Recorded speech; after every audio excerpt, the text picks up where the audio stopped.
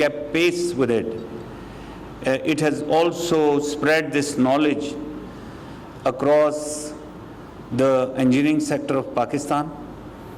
And as we just saw in the presentation, they've been contributing in setting up industry in various fields in the country. And unfortunately, gradually, the standards went down and the new industries resorted more to import of machineries rather than depending on our own iconic heavy mechanical complex. So we stand here today after a great deal of hardship, hard work, and running around, that HMC is at the verge of revamp. New money is being invested.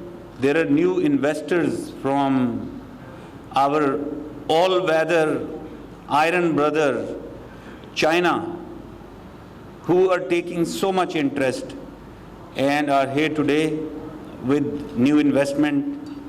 And I can see the scope of cooperation is so broad that we are going to mutually benefit. And now let me come to CPEC. CPEC, China-Pakistan Economic Corridor,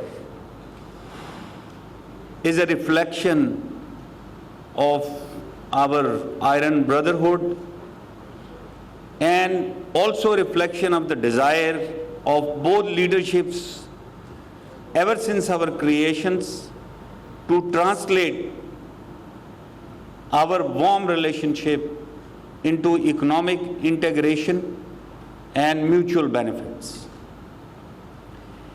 And this is not restricted to one government. It has spanned over governments, over decades, that this project was conceived and it was carried, and it has become so dear and well possessed by everyone in Pakistan that we are in love with CPEC, and we hope that it will bring prosperity for the people of Pakistan. The vision and direction of the Prime Minister on CPEC is very clear. We are coming to end of CPEC phase 1. The direction is continue each and every project, fast pace, and complete them as soon as possible.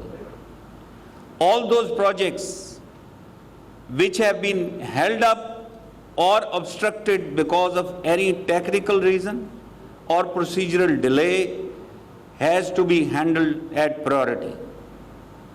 But all viable projects of CPEC phase 1 have to be completed.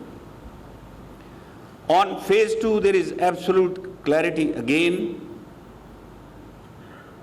We have to be deliberate, go with full preparation in an institutionalized way with full transparency, and we just about to embark into phase 2. What is phase 2? Phase 2, we are going into new sector. We are talking of revamping total railway infrastructure of Pakistan. A new railway track, Peshawar to Karachi, over 1,870 kilometers. A dry port at Haveliya. A new transmission system, fully fenced railway track, dual eyes, all railway crossings replaced by underpasses and overhead bridges. The efficiency and speed increased with manpower totally revamped and a profitable railway for Pakistan. And for this, restructuring of the entire railway system was approved only in the last week. Secondly, we are talking of the special economic zones, mass industrialization in Pakistan. We are talking of relocation of industry from China. We are talking of creating preferred special economic zones in each province, and first 3 preferred zones have already been identified, and we are very close to signing the development agreement of Rashakai in KP, and also progressing well on Dhabeji. And as you know, Faisalabad has already been groundbroken by the Prime Minister about a couple of months back. This is where the role of heavy mechanical complex will come in. They will contribute in import substitution and prevent us from importing machinery. We will be relying heavily on heavy mechanical complex, and we have been in talks with them. So I request all the companies who are putting up industries in special economic zones to talk to heavy mechanical complex, place their orders, get their machineries reconfigured or configured as per their demands. The SCZs aim to provide employment to the youth of Pakistan. And let me tell you of the belief of the Prime Minister in our youth. He thinks and believes, and all of us have seen it, our youth is intelligent, they can acquire any skill, they are highly enterprising. And this is why the program is already in works to revamp our technical institutes so that we can bring the human resource to full requirement of the industrialization in Pakistan. So with SCZs, we are looking at enhancing exports and substituting imports. And of course, it will kickstart our economy. It will provide employment. Another thing that I want to mention here is the focus on agriculture in phase 2. And we've been speaking to heavy mechanical complex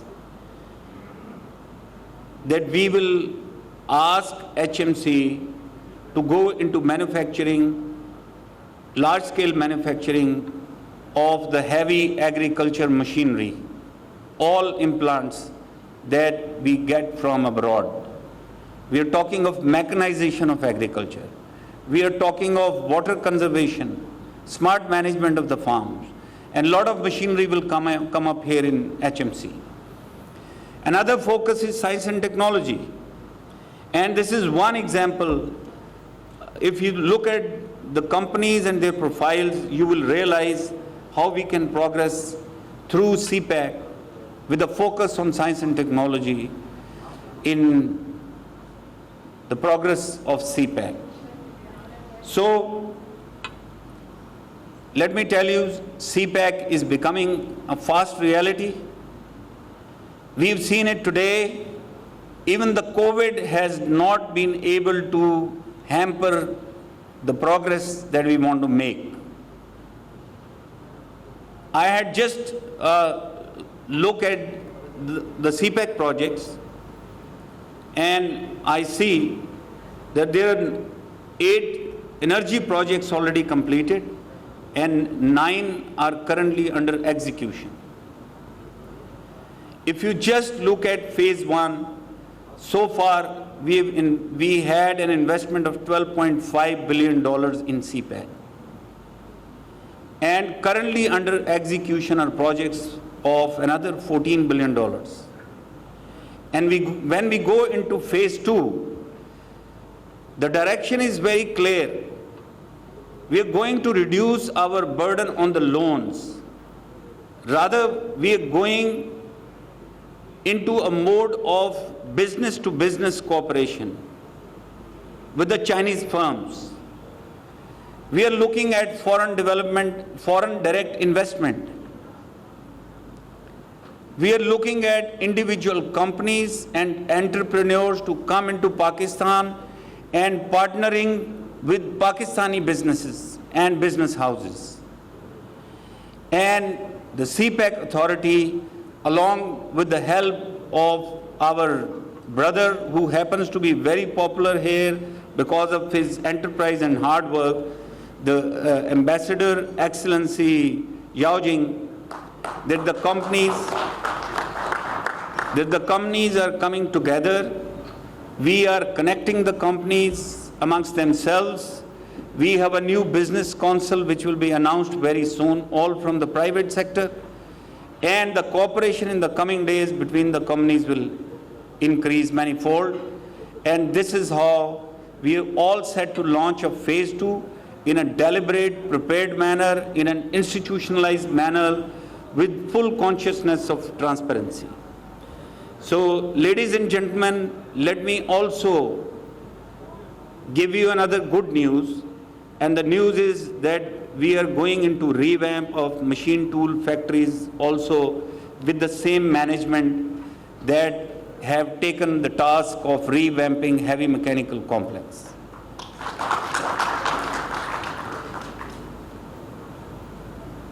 I think it is time for optimism and hope. The organizations like Heavy Mechanical Complex have taken lead, and we see a lot of activity under the banner of CPAC in the coming days. We know there are detractors. We know there are people who keep throwing spanners, trying to spin that the CPAC probably is being relegated or it has slowed down. I tell you, there is a lot of groundwork which has gone in these months, and you will see the projects happening on ground in the coming days. I'm thankful to all of you for providing us this opportunity.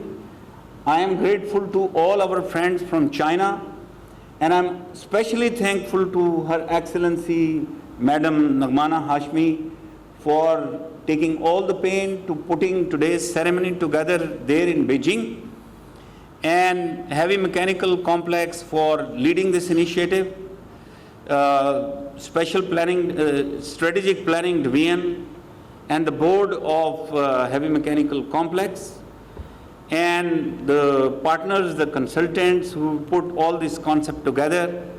So I thank you all for being here today. Assalamu alaikum.